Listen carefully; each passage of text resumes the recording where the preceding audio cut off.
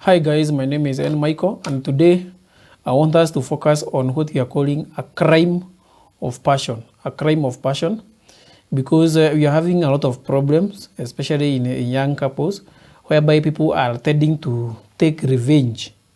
They are revenging on their spouses because of maybe the issue of unfaithfulness, the issue of verbal or physical abuse, the issue of neglecting family duties or responsibilities. And this one is becoming a very major issue, whereby there are some people who tend to believe that the only solution to their frustrations or to their anger is by avenging or taking revenge on their spouses. And to some extent, this one is even affecting the children. So today I want us to focus on the crime of passion and see what is wrong with this generation, the 21st century generation, and what can be done to prevent this kind of menace or this problem that is ravaging so many young people. So I'll say that a crime of passion is a crime committed in the heat of passion, or when someone is very annoyed and in response to a provocation, and this provocation may be discovering of something, maybe unfaithfulness, discovering of maybe a hidden secret by your spouse, maybe betrayal or something of the sort. And so that is what we are calling a crime of passion, a crime committed in the heat of passion, as opposed to a crime that is deliberated or a crime that is premeditated. So, and this one is becoming a big issue, and we cannot deny it in Kenya, that so many couples are killing their children, they are killing their spouses because of the issue of anger. And the question that I'm begging to ask is this: the issue of unfaithfulness has been there since the biblical time. That is, they are as old. The issue of unfaithfulness is as old as the whole scripture. The issue of betrayal is as old as the human race. So there are so many issues that we can say they are not new. But the problem that we have is that this generation is handling this issue with a lot of carelessness, because there are ways that some of these issues can be handled in a mature and in a professional manner without hurting anyone. But without being selfish, that I have been hurt, so I have to avenge. I have to also feel that I'm a man enough. So I also have to be respected. So that kind of issue is becoming a problem in our society. And if you are not careful, then we are going to destroy our children, and we are going to destroy the whole generation. So I want us to focus, and I'm going to focus by asking one question: what is the biblical perspective on this issue, and what is the African traditional society focus on some of these issues, and how some of these issues were held, so that now we can also look at where we are making the mistake. So let us get started. Now, on the biblical aspect, I would like us to focus on one of the common issue, and one of the common issue that is causing this crime of passion. Couples find that the husband has killed the wife, or the wife has killed the husband, or the children have been killed because of unfaithfulness, because this one is the major contributor of this kind of problem. So I'm going to start by looking at what the Bible says, and then I'm going to focus what our old men, our grandfathers, our great-grandfather used to handle some of these issues, so that we can see, maybe we can try to strike a balance and see how some of these issues can be held. Now, if you look at the Bible, I'll quote in the New Testament, because I know most of you don't read the Bible. So even if I quote in the Old Testament, some of you may not even know what I'm talking about. So I'll start by quoting the two cases in the Bible. And the first case is the case of a woman who was caught in adultery, and he was brought to Jesus. And And the people who brought this woman to Jesus said that according to the law of Moses, a woman like this one was supposed to be stoned to death. And the response to Christ, Jesus' response to Christ, was that the first thing that he asked those men to do was to the one who is with no sin to be the first one to cast a stone. The one with no sin to be the first one to cast a stone. And they left one by one. And at the end of the day, Jesus was left with the woman who had committed adultery. And then Jesus looked at that woman and said that no one has judged you, and therefore I, Christ, will also not judge you. But go and sin no more. Go and sin no more. So when you are talking about if you look at that incident, the first thing that you are finding is that there is a lot of hypocrisy in people who are making this judgment. Maybe the husband is cheating out there, and maybe he is not taking the responsibility of the family, is not taking the responsibility that he is supposed to take in the family. Or maybe the wife is also cheating out there, and she is not taking the responsibilities as required to do, as maybe taking care of the husband and the like. And then when the issue of unfaithfulness then crop in the marriage, then there is that blame game, and then there is that kind of revenge that is taking place.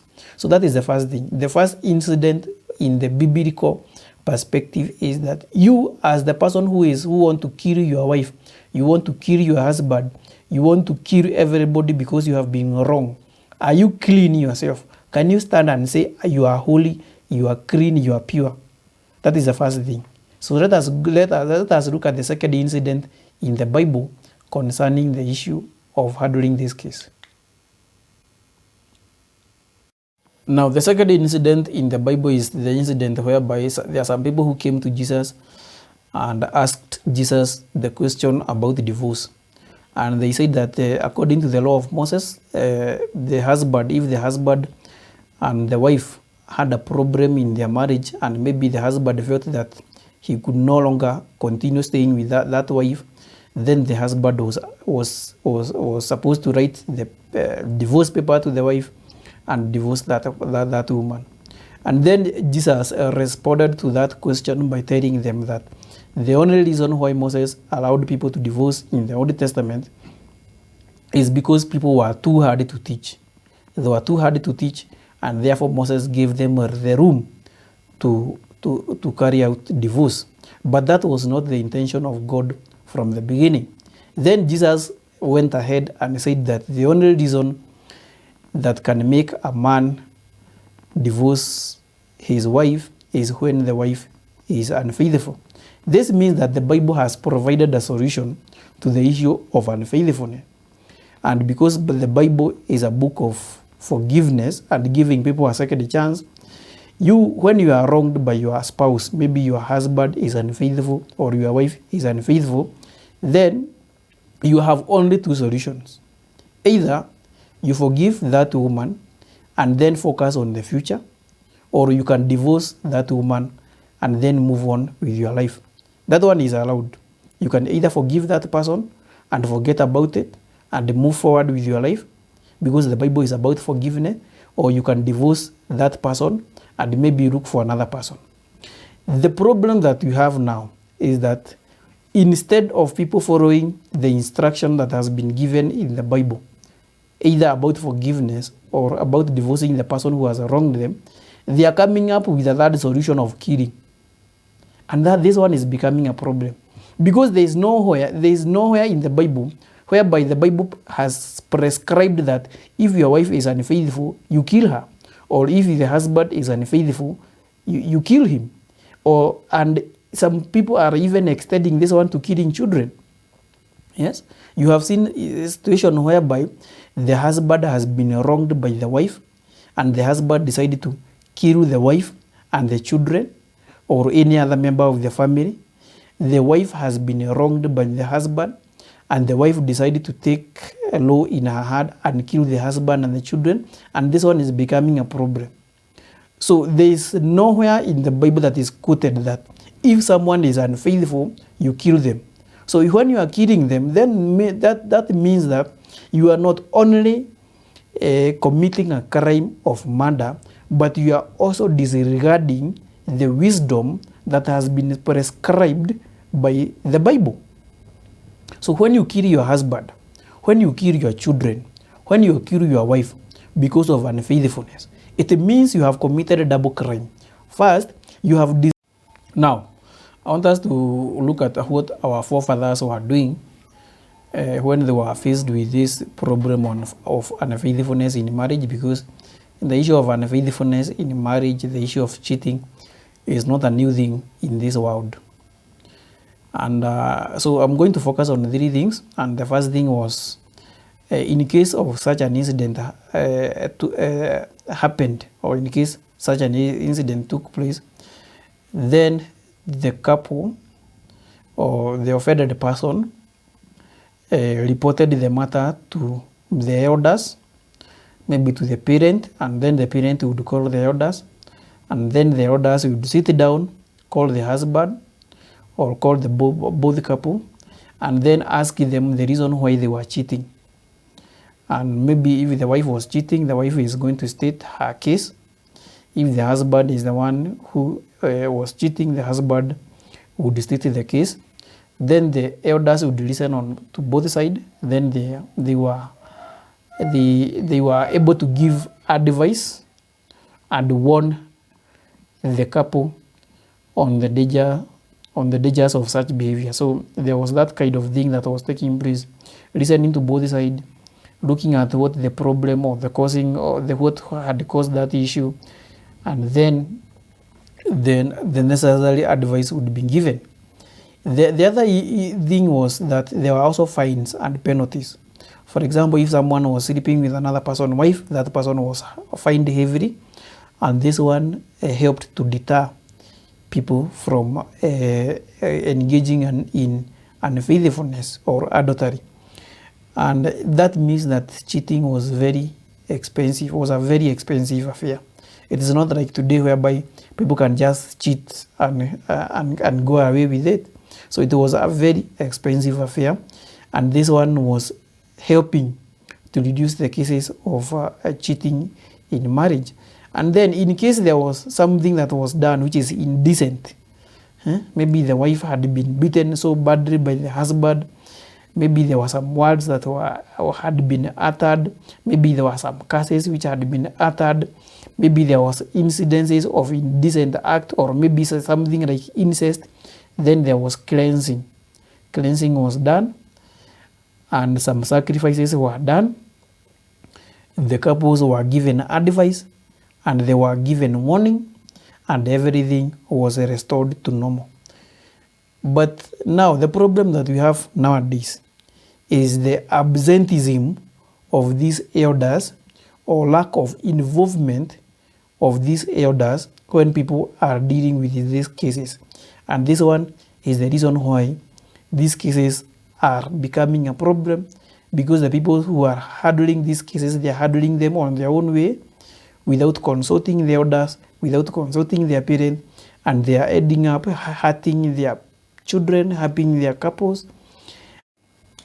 First, you have disregarded the wisdom that has been prescribed in the Bible, because the Bible has prescribed very clearly that you can divorce that person who is unfaithful to you. Second, you can also forgive them, because also the Bible is about forgiveness. So when you go ahead and kill someone, you kill your children, you kill your wife, you kill your husband because of unfaithfulness, then you are acting on your own capacity, because you are breaking the law, and you are also breaking the law and the commandment, and you are also ignoring the wisdom that has been prescribed by the Bible. So that is about the Bible. So we have quoted two incidences in the Bible. The first incident is about the woman who was caught committing adultery, and was brought to Jesus. And Jesus challenged the people who had brought this woman and told them that whoever has no sin to be the first one to cast the first stone. And the people just disappeared one by one, meaning that there's a lot of hypocrisy in some of these cases.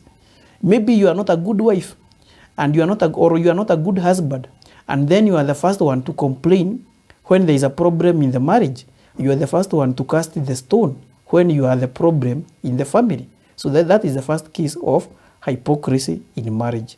Then the second thing we have quoted according to the Bible, we have quoted about the issue of divorce and have stated clearly and categorically that the only solution that has been given, the only thing that has been given that can make you divorce your wife is when the wife is unfaithful. And this one can also be interpreted to mean that if one of the spouses is unfaithful, then you can go ahead and divorce. And I've stated clearly that there is nowhere written that when someone has wronged you, then you take a panga or you take a gun and then you go and kill that person. By killing that person, it means you are ignoring the law and you're also ignoring the biblical wisdom. Now, I want us now to focus on what our elders or our forefathers used to do, or how they used to deal with the cases of unfaithfulness in marriage, and how some of these disagreements or these problems were dealt with in African traditional society. Now, there's one thing that may be causing these issues, and I want to refer to the Bible on what could be causing the issue of unfaithfulness, the issue of verbal and physical abuse in the marriage, the issue of being irresponsible, whether the wife is irresponsible, she does not conduct her duties, or the husband is unfaithful and he does not conduct his duties. And this is a very simple case, because now if you look at the Bible according to the letters of Paul, the wife has been commanded by the Bible and has been directed to respect the husband. And respecting the husband means so many things. It means being supportive to the husband, taking care of your family duties as the wife, and so on and so forth. On the other hand, the husband has been commanded by the Bible to love the wife. And loving the wife means supporting the wife, doing your family responsibilities, and also understanding that women are a weaker sex and therefore they need to be understood and taken care of. So without those two principles, these are very simple principles: respect your husband and love your wife. Those are very simple principles. And the other thing that Paul has added on the issue of marriage is to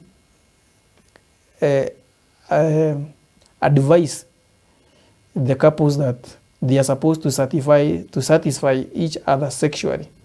So, and that one is a responsibility to both the wife and the husband, to make sure that your husband is sexually satisfied. That is the responsibility of the wife. To make sure that your wife is sexually satisfied, that is the responsibility of the husband, and that one is a command from the Bible. It is not a choice, it is a command. So as long as you are married, then you have a responsibility of loving your wife and sexually satisfying your wife and providing for the family. If you are married to your wife, you have the responsibility of respecting your husband, supporting your husband, and sexually satisfying your husband. If you don't do that, then you're going to have the issue, the problem you're having with unfaithfulness.